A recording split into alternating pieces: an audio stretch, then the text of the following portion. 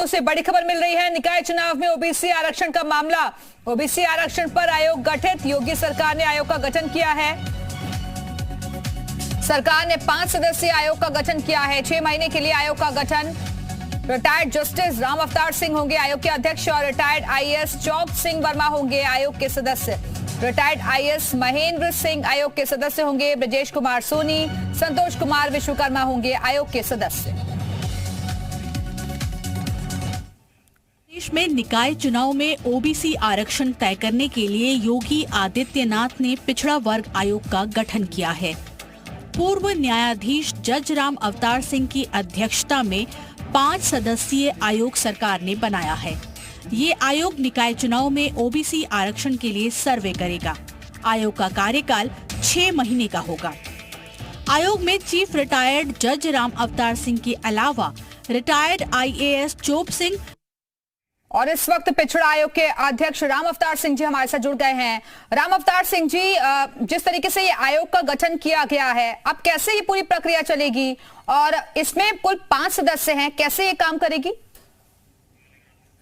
अब लखनऊ में इसका ऑफिस होगा जी, और जो डायरेक्शंस दिशा निर्देश गवर्नमेंट से मिलेगा उसी के बेसिस पर सुप्रीम कोर्ट का जजमेंट है, हाई कोर्ट का जजमेंट है, उसको देखते हुए उसकी लाइट में सब कार्य चलेगा और रिपोर्ट तैयार हो। जी सर, क्योंकि इसमें पहले जो कोर्ट का फैसला सामने आया उसमें ये कहा गया कि जो ट्रिपल टी का फॉर्मूला था वो नहीं अपनाया गया और जल्दबाजी में कुछ चीजें हो गई, वो अडॉप्ट नहीं किया गया, उसको थोड़ा सा रह गया। इसी की वजह से ये गठन हुआ इसका आयोग का। जी, लेकिन उसी की लाइट में सब तैयार हो। जी जी, लेकिन ये जो रैपिड सर्वे की बात जैसे पहले सरकार की तरफ से की गई थी तो उसमें अलग तरीके से ये गणना की गई, लेकिन अब जो होगा वो प्रोसेस कैसे होगा? रैपिड सर्वे भी होगा वो, और हर जिले में जाकर देखा जाएगा। वहाँ के जो रेवेन्यू ऑफिसर्स हैं, कलेक्टर वगैरह, उनसे रिकॉर्ड लेंगे, डाटा कलेक्ट करेंगे और उसी के बेसिस पर अपनी रिपोर्ट तैयार हो। जी राम अवतार जी, लेकिन जिस तरीके से आप बता रहे हैं कि इसमें रैपिड सर्वे भी होगा, यानी कि क्योंकि कोर्ट ने भी अलग अलग चीजों को माना है ना, उसमें जो पॉलिटिकल बैकग्राउंड के तौर पर पिछड़े हुए हैं उनको अलग तरीके से कैटेगरी में रखा जाएगा, जो सोशल तौर पर पिछड़े हुए हैं उनको अलग बैकग्राउंड में रखा जाएगा, तो इसी तरीके से क्राइटेरिया रहेगा? हाँ रहेगा तो इसी तरह से, लेकिन इसमें पॉलिटिकली बैकवर्डनेस देखी जाएगी मुख्य।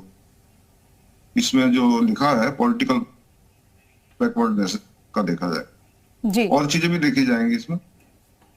हाँ, जैसे कि आप जानकारी दे रहे हैं कि जो भी जजमेंट्स हैं उसी किस बेसिस पर सब तैयार की जाएगी रिपोर्ट। सर, क्योंकि चुनौतियां कई होंगी ना सर। 31 तारीख को जो कार्यकाल है राम अवतार जी, जो कार्यकाल है वो भी 31 तारीख को समाप्त हो रहा है, तो कैसे ये रिपोर्ट पूरी हो पाएगी? क्योंकि 6 महीने का वक्त है, लेकिन कार्यकाल को भी देखना है। 31 तारीख है। संभवतः आज स्टेट गवर्नमेंट की तरफ से सुप्रीम कोर्ट में रिट फाइल हो गई होगी और उसमें टाइम सीक कर रही है गवर्नमेंट। लेकिन इसमें कुछ वक्त लग सकता है फिर आगे, ये माने? राम अवतार जी, आवाज मिल रही है आपको? तो पिछड़ा आयोग के अध्यक्ष राम अवतार सिंह जी हमारे साथ जुड़े थे, जो कि जानकारी दे रहे थे।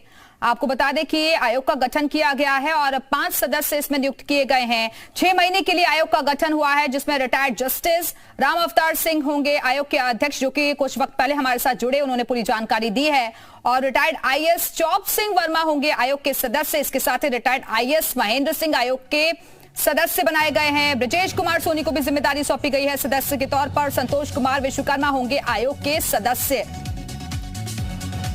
तो ये हम आपको ग्राफिक्स के जरिए जानकारी भी दे रहे हैं कि क्या था ओबीसी रिजर्वेशन।